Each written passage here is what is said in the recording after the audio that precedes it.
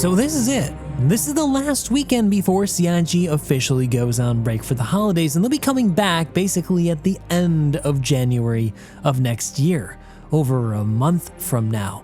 And with 4.0 having been in the PTU now for so long, with some instability issues, I was under the impression that there was no way that they were going to be able to get it out to live before the end of this year like they had been planning to do. But it seems like, well, they still plan on trying. According to the marketing team, as well as the recent ISE Inside Star Citizen they published on their YouTube channel, they're still pushing hard to get this out before the end of 2024, and I commend them for it. They've quashed hundreds of issues with the technology over the past PTU cycle. And speaking of PTU, over this past weekend, they finally pushed it out to Open PTU. So if you own the game and you have a base package of at least $45, you can currently play Pyro in the test environment. Now be aware that it is not a perfect experience, but it's getting really close. Them opening it up to a wider test audience does mean that they have more confidence in this patch getting out to live sooner rather than later. But there's a second motive for them doing this. Having more people testing the test environment over this weekend is going to allow them to see what remaining major issues there are for the game before they want to push it to live. And let me tell you, there are a number of them that have popped up. Like, for example, the one you're seeing right here on the screen. Apparently, sometimes NPCs can become invulnerable and teleport around a bit. This is definitely related in some fashion to the way server meshing is working. And this is only one of numerous issues that have popped up. Still though, despite this, the server performance has held up really well. For the most part, I've seen server performance over this past weekend stick to around 20 to 30 FPS. Yes, 30 FPS, that's tick rate, not client performance. My client performance was probably over 100 frames a second, but that's completely unrelated to how the servers work. But what this does is make hit registration very crisp. It makes everything else quite responsive, like accessing your inventory, local inventories, looting equipment. But more importantly, AI actually responds and behaves in a way that can be quite challenging at times, pushing you in the way that they were always shown off to do in their developer preview posts that they've been posting on YouTube for years. We've never been able to experience how the AI actually worked because, well, the servers have always been performing so poorly that they barely ever respond. And this comes down to the fact that up until now, servers have had to handle an entire star system on their own with the millions of entities that are being spawned on a daily basis. It's mind-blowing that they've been able to be functional at all. So with server meshing coming in, the thing that I've been hoping to see was not just an increase in player cap, which is definitely going to make the experience quite different. I mean, you're going to be running into players all the time like I have in the PTU. The other thing I was hoping to see it do was this performance jump. Because there are more servers handling the load, there are fewer entities per server, meaning that servers just have to deal with less, freeing up resources to handle things like AI and player requests, bringing up that tick rate to what we're seeing now in the test version of the game. But whether or not that holds up over the long term is still something that's remaining to be seen.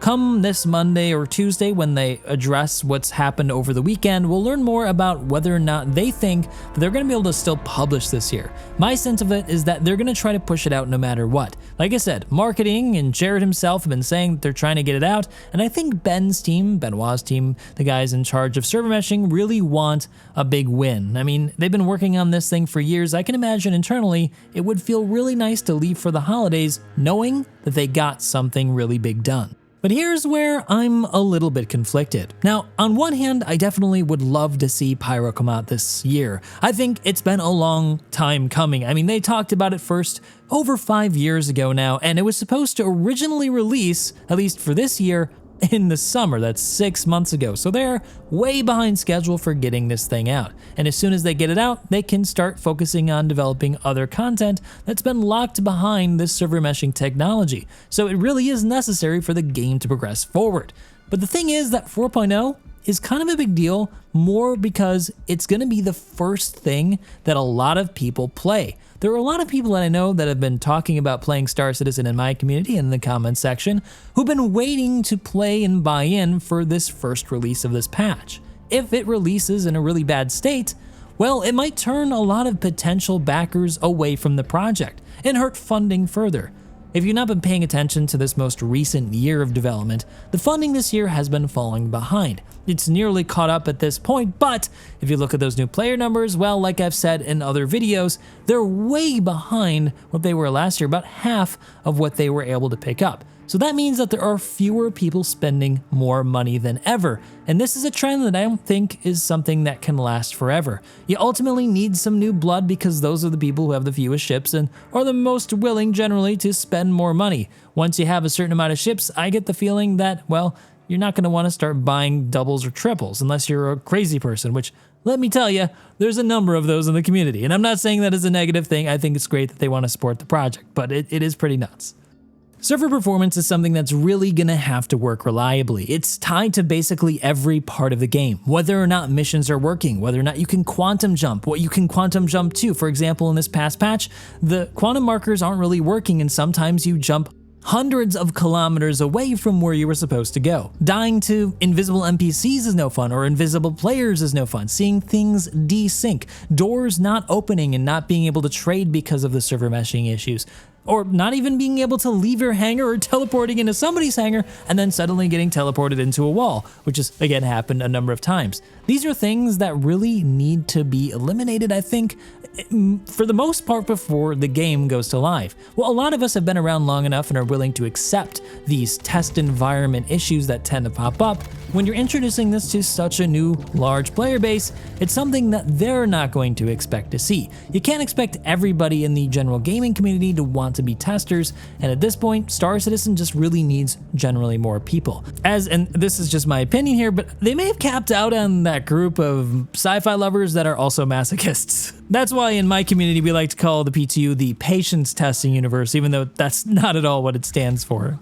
Now, if all that sounds really overwhelming, it is. I'm sure Benoit's team is feeling really, well, a lot of pressure right now. But given that they made so much progress in this past week, I mean, we went from an experience that was almost unplayable to one that feels almost like it could go to live, I feel like that they could maybe pull something off at the end of this week, but it's gonna be really tough. With this past weekend not going particularly well, if they're not able to patch out those critical issues, well, they don't have any more time now to put up a PTU test and make sure it'll be okay if they push it to live. This was kind of it. This past weekend was the big test before the final week. So whether or not it happens is something we're just gonna have to wait and see. I think by this Tuesday, if we don't see a patch for Star Citizen come out, that probably means they're gonna make an announcement that they're gonna have to push this until next year. But also, given that they wanna do a sale with the 4.0 release, well,